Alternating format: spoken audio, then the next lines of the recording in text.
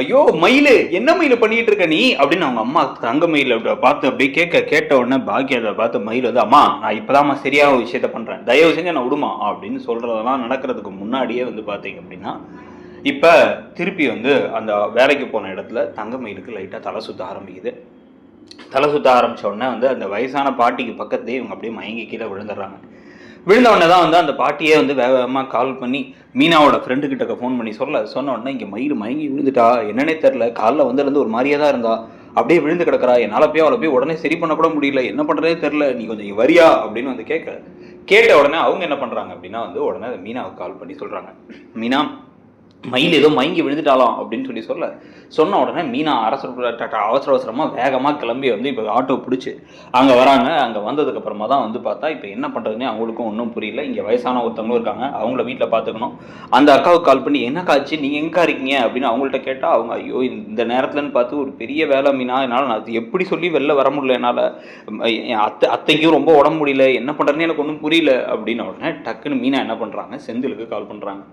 செந்தில் அப்போ தான் திருட்டுத்தனமாக ஒரு லஞ்சம் வாங்குறதுக்காக வந்து ஒரு ஹோட்டலுக்கு போகிறாரு. ஹோட்டலில் வச்சு அங்கே வச்சு பணத்தை கொடுப்பாங்க, அங்கே வாங்கிடுங்க,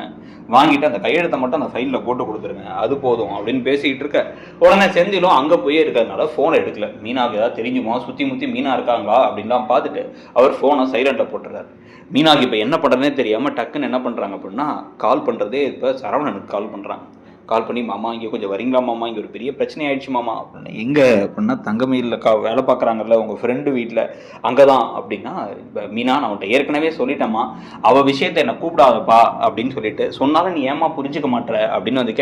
கேட்ட உடனே வந்து, மாமா நீங்கள் சொன்னதெல்லாம் எனக்கு புரியுது மாமா, ஆனால் வந்து உங்கள் மயங்கி விழுந்துட்டாங்க, எனக்கு பயமாக இருக்குது, குழந்தைக்கு ஏதாவது ஆயிடுச்சுன்னா என்ன மாமா பண்ணுறது அப்படின்னு வந்து மயங்கிட்டாளா அப்படின்ட்டு, எப்பா நீ இது விளாட்ல பொய் சொல்லல அப்படின்னா, ஐயோ மாமா இதில் பொய் சொல்லுவேனா அப்படின்னு மீனா சொன்ன உடனே வேகமாக நான் வரேன்ப்பா உடனே அப்படின்ட்டு வந்து டெலிவரிக்கு போனவர் அப்படியே டக்குன்னு வந்து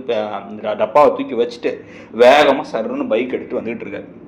அவர் நேராக கிளம்பி இங்கே வந்ததுக்கப்புறம் தான் வந்து பார்த்தீங்க அப்படின்னா என்னடா பண்ணுறதுன்னு தெரியாமல் எல்லாம் முழிச்சிட்டு இருக்கும் போதே வந்து இவர் உள்ளார வந்துட்டு, என்னப்பாச்சு அப்படின்னா, மயிலக்கா மயங்கிட்டாங்க, அவங்கள ஹாஸ்பிட்டல் கூட்டு போகணும், இங்கே ஆனால் இவங்களும் வயசானவங்க, இவங்களை பார்த்துக்கிறதுக்கு ஒரு ஆள் வீட்டிலே இருக்கணும், நான் இங்கே இருந்துக்கிறேன், நீங்கள் கூட்டு போகிறீங்களா அப்படின்னு வந்து தங்க மயில் முகத்தை தண்ணியெல்லாம் அடித்து எழுப்புனா அவங்க அப்படியே கிறக்கமாகவே இருக்காங்க. என்ன பண்ணுறேன்னு ஒன்றும் புரியலன்னு டக்குன்னு தூக்கி தங்க மயிலை உட்கார வச்சு தங்க மயிலை இவரே வந்து பைக்கில் வந்து பிடிச்சிக்கோ அப்படின்னு சொல்லிட்டு கூப்பிட்டு போகிறாரு. போயிட்டே இருக்கும்போது வந்து பார்த்தா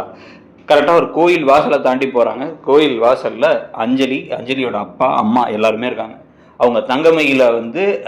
அப்படியே தோலில் சாஞ்சிருக்கிறதையும் சரவணம் போயிட்டு இருக்கிறதையும் பார்த்தோன்னே அஞ்சலி அப்படியே ஷாக்காக பார்த்தோன்னே அஞ்சலியை வந்து அவங்க அம்மா அப்பா 2 பேருமே பார்த்துட்டு, பாத்தியாம்மா பார்த்துக்கோ, இதுதான் என்ன இருந்தாலும் அடிச்சுப்பாங்க, நாளைக்கு அவங்க சேர்ந்துப்பாங்க, இதுக்கு நடுவில் நீ உள்ளார போய் உன் வாழ்க்கை போயிடக்கூடாதுங்கிறது தான் உன்ட்ட சொன்னோம் அப்படின்னு அஞ்சலிக்கு கண்ணெல்லாம் கலங்கிடுது. இப்போ நேராக என்ன பண்ணுறதுன்னு தெரியாமல் ஹாஸ்பிட்டலில் கொண்டு போய் சரவணன் சேர்த்த உடனே வந்து இப்போ அவங்க என்னப்பா யாருன்னு கேட்டால் ஹஸ்பண்ட் அப்படிங்கிறாங்க. தங்கமயில அரை மயக்கத்துலேயும் அப்படியே திரும்பி பார்க்கும்பொழுதே கையெழுத்தெல்லாம் போட்டு நேராக கொண்டு போய் ஹாஸ்பிட்டலில் உள்ளார சேர்த்ததுக்கப்புறமா தான் வந்து டாக்டர்ஸ் வந்து செக் பண்ண ஆரம்பிக்கிறாங்க. இவர் ஒரு மாதிரி பதற்றத்தில் இந்த பக்கம் நடந்துகிட்டே இருக்காரு. நடந்துகிட்டு இருக்கும் போதே என்ன ஆகுது அப்படின்னு வந்து பார்த்தா, இப்போ மீனா இங்கே இவங்கள பார்த்துக்கிட்டு கொஞ்சம் கொஞ்சமாக சரியாகி, என்னாச்சு மாமா எல்லாம் ஓகேவான்னு டாக்டர்ஸ் பார்த்துக்கிட்டு இருக்காங்கப்பா அப்படின்னு உடனே, மாமா நீங்கள் தனியாக பார்த்துக்க முடியாதுன்னா அவங்க அம்மா பாட்டி சொல்லிடலாமாம்மா அப்படின்னா, சொல்லிக்கலாம்ப்பா அப்படின்னு இவர் சொல்லிட்டு இருக்கார். முதல்ல என்ன சொல்கிறாங்கன்னு பார்ப்போம்ப்பா அப்படின்னு வந்து அப்படின்னு ஒரு சொன்னதுக்கப்புறமா தான் வந்து பார்த்தா கரெக்டாக இப்போ டாக்டர்ஸ் வராங்க. வந்துட்டு ஒன்றும் இல்லை, அவங்க இன்னும் வீக்காக இருக்கும்போது திருப்பி வேலை செஞ்சு ஏதோ ரொம்ப இது பண்ணியிருப்பாங்க போல். 2 நாள் தான் ஆச்சு அவங்க ஹாஸ்பிட்டல்லேருந்து கிளம்பி போய். அதுக்குள்ளார திருப்பி வந்து அவங்களுக்கு உடம்பு சரியில்லை அப்படின்னா வந்து அவங்க ரொம்ப உடம்பை வருத்திக்கிறாங்க. அப்படி வருத்திக்க வேணான்னு சொல்லுங்கள், கொஞ்சம் ரெஸ்ட் எடுக்க வேண்டியது இருக்கும் அவங்களுக்கு. இப்போ இதெல்லாம் ட்ராப்ஸ்லாம் கொடுக்க போகிறோம் நாங்கள், அதுக்கப்புறம் வந்து இதெல்லாம் ஏற்றுக்கிறோம், குளுக்கோஸ்லாம் ஏற்றணும் அப்படின்னு வந்து சொன்ன உடனே சரி அப்படின்னு வந்து பேசிக்கிட்டு இருக்காரு. அவர் பேசினோன்னா அவங்க அம்மா பாட்டி இன்ஃபார்ம் பண்ணிவிடுங்க அப்படின்னு சொல்லிட்டு, உங்களுக்கு ஏதோ பிரச்சனை நாங்களே அப்படின்னோடனே, அதை நாங்கள் அப்புறம் பார்த்துக்குறோம் அப்படின்ட்டு இவர் என்ன பண்ணுறாரு, சரவணன் டக்குன்னு போயிட்டு தங்கமயில் கிட்ட, எதுக்கு என்ன அவசரம், இதுக்கு அவ்வளோ அவசரமாக வேலைக்கு போகணும், வயிற்று ஒரு குழந்தை இருக்குன்னு உனக்கு தெரியும், உனக்கே வீக்காக இருக்குன்னு தெரியும் அப்படின்னா, இல்லை வேலைக்கு போகணும்ல அப்படின்னா, வேலைக்கு போகிறது கொஞ்சம் நாளைக்கு வேறு ஆள் வச்சுக்கலாம் அவ்வளோதான், அதுக்காக என்ன பண்ண முடியும் அப்படின்ட்டு, பணம் தான் பிரச்சனைனா சொல்லு, பணத்தை வேணால் நாங்கள் தரதை பற்றி எதுவும் இல்லை, குழந்தை எங்கள் குழந்தையும் தானே இருக்குது, என் ரெஸ்பான்சிபிலிட்டியும் தான் அப்படின்னு அதை அவர் பேசிக்கிட்டு இருக்கும் போதே வந்து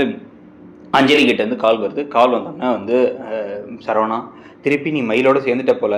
நல்லது தான் உன் குழந்தைக்காகவாச்சும் நீ எங்கள் 2 பேரும் ஒன்றா வாழுங்க, சந்தோஷமாக இருங்க. நான் வந்து தேவையில்லாமல் இது எதுவும் தலையிட வேணான்னு முடிவு பண்ணிட்டேன். நான் வந்து பேசாமல் கிளம்பி சென்னைக்கே போயிடலாமா, இல்லை துபாயில் வந்து இன்னொரு ஒரு நர்ஸ் வேலை கிடைக்குது, அங்கே போயிடலாமான்னு யோசிச்சுக்கிட்டு இருக்கேன் அப்படின்னு வந்து சொல்லிக்கிட்டு இருக்கும் போதே வந்து டக்குன்னு வந்து ஐயோ இல்லை அஞ்சலி, அப்படி இல்லை அஞ்சலி அப்படின்னு வந்து பேசும் போதே இவங்களுக்கு புரிஞ்சிருது ஏதோ இவங்கள வச்சா சண்டை நடந்துருச்சுன்ட்டு. டக்குன்ட்டு ஒரே ஒரு நிமிஷம் அப்படின்னு கை நீட்டுறாங்க தங்கமயில் கை நீட்டினோடனே வந்து இவர் என்னன்னு பார்த்து இப்படி தலையாட்ட ஒரே ஒரு நிமிஷம் ப்ளீஸ் அப்படின்னு கேட்கும்பொழுது இவர் ஷாக் ஆகிருக்கும் போதே ஃபோன் அப்படி காதில் வாங்கி வந்து நீங்கள் அஞ்சலியா அப்படின்னு வந்து கேட்டோடனே ஆமாம் அப்படின்னு அவங்க சொன்ன உடனே நான் தங்கமயில் எனக்கு உங்களை பார்க்கணும், உங்களை பார்த்து கொஞ்சம் பேசணும், இந்த ஹாஸ்பிட்டலுக்கு மட்டும் இப்போ வரீங்களா, ஒரே ஒரு நிமிஷம் தயவு செஞ்சு வரீங்களா அப்படின்னு சொல்லிட்டு ஃபோனை வச்சோன்னே எதுக்கு நீ அவகிட்ட என்ன பேசணும், என்ன நினச்சிட்டு இருக்க அப்படின்னும் போது தயவு செஞ்சு கொஞ்சம் கத்தாதீங்க அப்படின்னு மட்டும் அவங்க சொன்னதுக்கப்புறமா அஞ்சலி யோசிக்கிறாங்க போகலாமா வேணாமான்னு யோசிச்சுட்டு சரின்னு அஞ்சலியும் கிளம்பலான்னு போக இதுக்கு நடுவில் தான் வந்து பார்த்தா மீனா என்ன பண்ணுறாங்க அப்படின்னா கால் பண்ணி தங்கமயிலோட அம்மா அப்பாட்ட அக்காவை எதுக்கு அதுக்குள்ளே வேலைக்கு அனுப்புனீங்க அப்படின்னு கேட்க ஏன் அவள் தான் சொல்ல கேட்காம போனா என்னாச்சு அப்படின்னா அவங்க மயங்கிட்டாங்க, அவங்கள ஹாஸ்பிட்டலில் கொண்டு போய் மாமா தான் சேர்த்துருக்காரு அப்படின்னா ஐயோ என் பிள்ளைக்கு என்னாச்சுன்னு தெரியலையே அப்படின்ட்டு அவங்க அவசரமாக கிளம்பி போகிறாங்க. இந்த சமயத்தில் அஞ்சலி நேரம் அங்கே உள்ளார தயங்கி வர பார்த்த உடனே வந்து நீங்கள் தான் அஞ்சலியா, நான் தங்கமயில் அப்படின்னு தெரியும் அப்படிங்கிறாங்க அவங்க. எனக்கு உடம்பு சரியில்லை, திடீர்னு மயங்கிட்டேன், அதனால தான் இவர் ஹாஸ்பிட்டலில் கொண்டு வந்து சேர்த்தாரு. சரி அது ஓகே அப்படின்ட்டு நானும் உங்கள் வாழ்க்கையில் பிரச்சனையாக இருக்க மாட்டேன், நான் துபாய்க்கு போயிடலான் இருக்கேன் அப்படின்னு அவங்க சொன்ன உடனே எங்கள் வாழ்க்கையா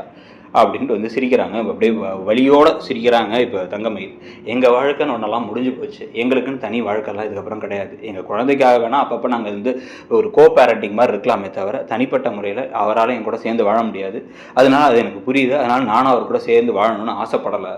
என் வாழ்க்கை எதை நோக்கி போகுதோ அது போகட்டும். ஆனால்